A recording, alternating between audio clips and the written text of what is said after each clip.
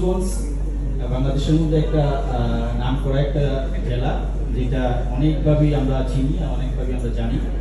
আমাদের পূর্ববর্তী যারা আছেন অনেকে বলে গিয়েছেন যে আমাদের মধ্যে যে অনেকে কথা বলেছেন, আসলে এটা চলতে গেলে এটা হবেই। তবে আমি এটা বিশ্বাস করি, আজকে যে কমিটি হয়েছে বা যে কমিটি অভিষেক হতে যাচ্ছে, এই কমিটির যারা আছেন আগামী দিনগুলোতে এই সংগঠনকে বাংলাদেশের মধ্যে যতগুলো যারা সংগঠন হবে, সাংবাদিকদের সংগঠন হবে, আমি বিশ্বাস করি কিশোরগঞ্জ সবসময় সেরা হিসেবে আছে, সবসময় সেরা হিসেবে থাকবে ইনশাল্লাহ।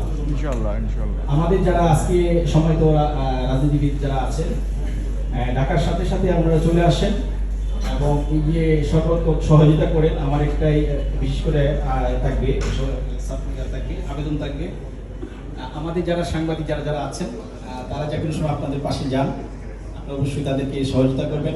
আমরা যেহেতু একটা মিডিয়ার দায়িত্বে আছি, আমি ব্যক্তিগতভাবে এটা মনে করি যে আমার জায়গা থেকে কিশোরগঞ্জের যত সাংবাদিক যারা আসবে, আমার জায়গা থেকে আমরা যতটুকু সম্ভব হয় আমরা সাপোর্ট দেব, অন্তত কেউ যেন বাদ না যায়। এই জায়গা থেকে আমরা ইনশাল্লাহ কমিটেড। আর আমাদের যে পত্রিকা আছে, আমরা জানেন যে দৈনিক ডেস্টিনি আগামী দিন ইনশাল্লাহ বাংলাদেশের মধ্যে 40 পৃষ্ঠার পত্রিকা আসতে যাচ্ছে, অল্প সময়ের মধ্যে আগামী বছর ইনশাল্লাহ শুরু হবে, জানুয়ারি থেকে শুরু হওয়ার সম্ভাবনা আছে। 40 পৃষ্ঠার পত্রিকা আসতে যাচ্ছে, তো ইনশাল্লাহ বিরাট একটা বড় ধরনের একটা একজাক তরুণ সাংবাদিক থেকে নিয়ে আমরা কাজটা শুরু করতে পারবো এবং সবাই আমাদের সাথে আসবে। আর আমাদের পক্ষ থেকে এই কিশোর সাংবাদিক ফোরামের জন্য আমাদের সাধ্য মতো আমরা চেষ্টা করবো যতটুকু করা যায়। আমাদের একটা লিমিট আছে, আমরা সেই অনুযায়ী কাজ করব।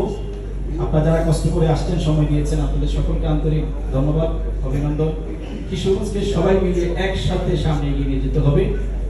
ভালো লাগার একটা বিষয়, এই সাংবাদিক ফোরামের মধ্যে কোনো রাজনৈতিক বিষয় নেই। আওয়ামী লীগ, বিএনপি, জামাত সবাই, জাতীয় পার্টি সবাই একসাথে মিলে কাজ করে, কোনো ভেদাভেদ নেই। এটা হচ্ছে সবচেয়ে ভালো লাগার বিষয় এবং আমরা সবসময় ভালো লাগার বিষয়টা দেখবো, খারাপ লাগার বিষয় নেই। সবার মধ্যে একটা ঐক্য তৈরি হবে, সবার মধ্যে একটা আন্তরিকতা তৈরি হবে, সবার মধ্যে একটা ভালোবাসা নিয়ে সামনে এগিয়ে যাবো।